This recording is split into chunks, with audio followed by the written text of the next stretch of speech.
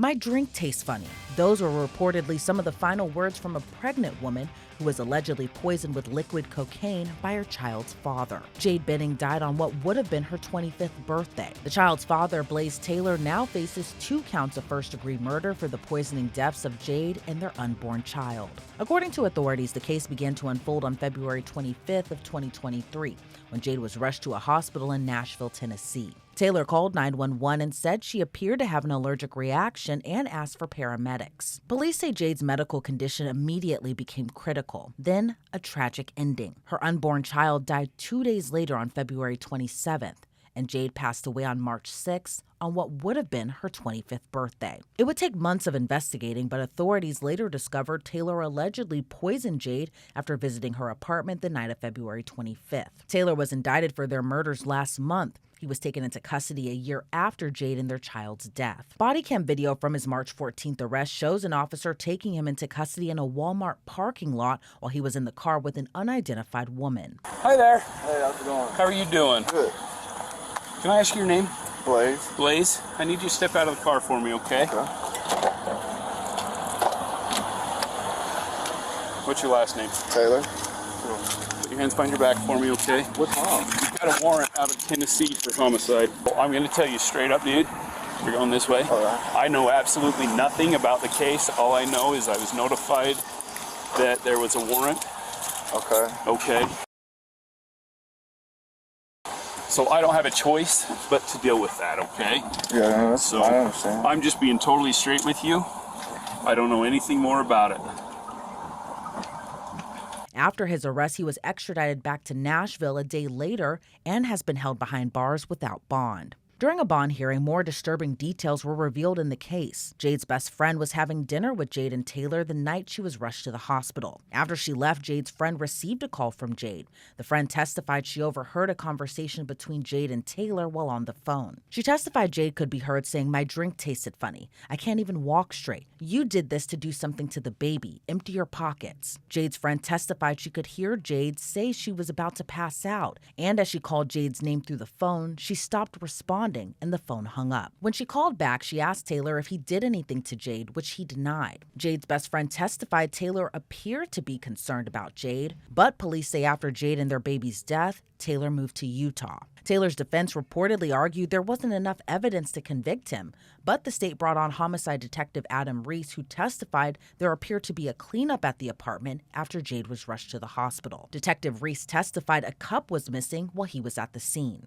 and added it wasn't a spur-of-the-moment type of thing to put drugs in someone else's beverage. Taylor's mother testified during the hearing he told his mother Jade had COVID, and that's why she was in the hospital. But a forensic pathologist confirmed COVID didn't kill Jade, and investigators didn't believe she abused drugs. It's just such an egregious crime.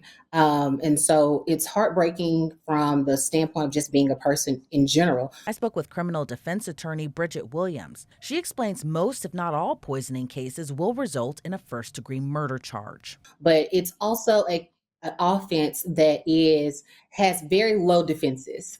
A poisoning case is a classic storybook premeditated murder. It fits all the elements just right out the gate. So it's premeditated in the fact that they took the time to actually put the drug into the person's cup, right? That's also intentional. And so there was no time for self-reflection. There was no time for in the heat of the moment. They did that with the intention to cause harm or a killing of that other person. So we check all the boxes of the elements that are for this particular crime. So poisoning is generally going to be a charge of first-degree murder every single time. Really quickly, I want to take a break from this really tragic story. As you've just seen, it's so important to know who you're surrounding yourself with. That's where the sponsor of this story, Truthfinder.com, comes in. You might be wondering, what is Truthfinder? Well, it's all in the name. Truthfinder is one of the largest public records search services, not just across the nation, but the world. Their goal is simple, to help people like you and me learn the truth about people in our lives.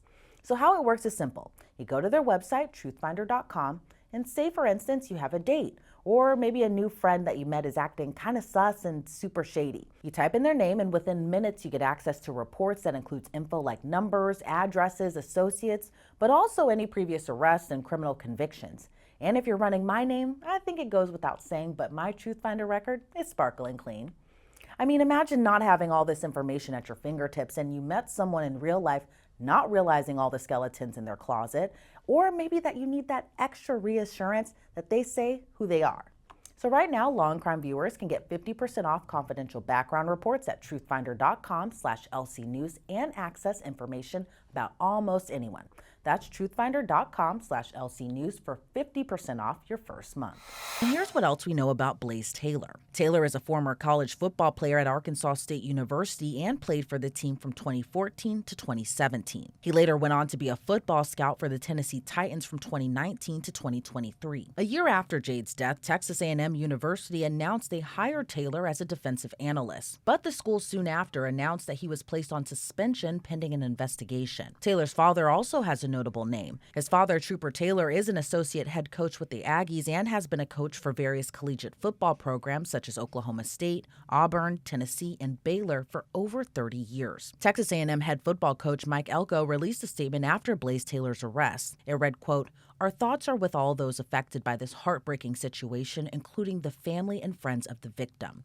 It's essential to allow the courts to handle this situation with the diligence and fairness it demands. We also would like to extend our prayers and support to Coach Trooper Taylor, Dr. Evelyn Taylor, and their family as they navigate this extremely difficult time." Here's what else we know about Jade Benning. Her family told a local news outlet through a statement she was a beloved daughter, granddaughter, niece, sister, and soon-to-be mother. She was planning to name her unborn daughter Ivy. She had a passion for cooking. She created her own catering business, and when she moved to Nashville, she was a chef at a local restaurant. Her family said she was a vibrant spirit that brought joy to every moment. According to Jade's best friend, the relationship between Jade and Blae Taylor seemed by all accounts casual. They were both seeing other people, but things took a turn when Jade got pregnant. Jade's best friend testified during the hearing Taylor didn't want the child and didn't want to be a part of the child's life. So what could that mean for Taylor's defense moving forward? Williams explains the defense might explore all avenues to defend their client. I think that just depends on what the jurors think, right? There may be something that the defense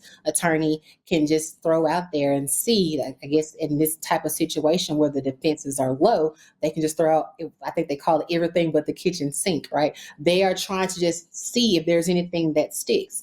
And he could have been nervous as a first-time father, never have gone through this before, right? But does that rise to the level of giving a defense for first degree premeditated? I thought this through. I had to get the drug in order to make sure that it was something that could be strong enough, potent enough to kill another person, right? Again, we're going into calculated, premeditated, and then intentionally killing this young woman and her unborn child. So there's other ways to handle issues such as this. If you are going to be a first-time father, there are multiple ways, but premeditated, I don't know if a juror would take that as something to say, well, yes, this is a defense to killing of another person. But Williams says the prosecution definitely has the advantage when it comes to this case. I 110% believe that the prosecution has more of an advantage here, but we never know. Several things come out during trial that we don't always know at the beginning. Right now, we just know what things have been presented to us via the media, right? And so we are just kind of sitting back and seeing what unfolds during trial. The defense counsel doesn't have to give all of their evidence prior to trial like the prosecution does. They have to give all of their evidence up front. The defense counsel can wait and give their evidence during the trial period. And so we can just kind of wait and see what happens during the defense case in chief.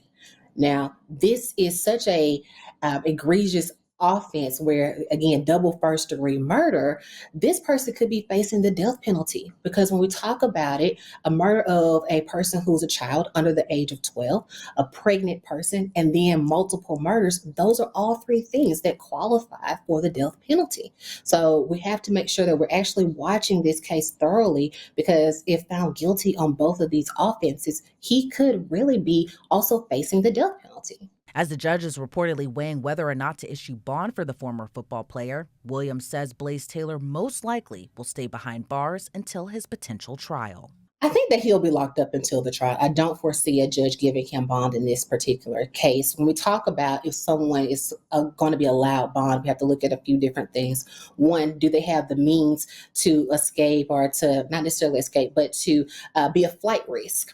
And he has the means in order to be a flight risk. Is he a danger to himself and to others? He's being accused of first-degree murder. That's there, right? And so there's a few other factors, but those are the main ones. Is he a danger to himself and others? Can he be a flight risk? And he can definitely be both of those things. And so I don't foresee him being let out on bond on this particular case. Blae Taylor has pleaded not guilty in the case. A judge did not yet set a bond for him, but the judge is expected to make that decision next week. Taylor's next court date is slated for May 9th. If the case goes to trial and he's convicted, he's facing the rest of his life behind bars. Reporting for Law&Crime, I'm Elizabeth Millner.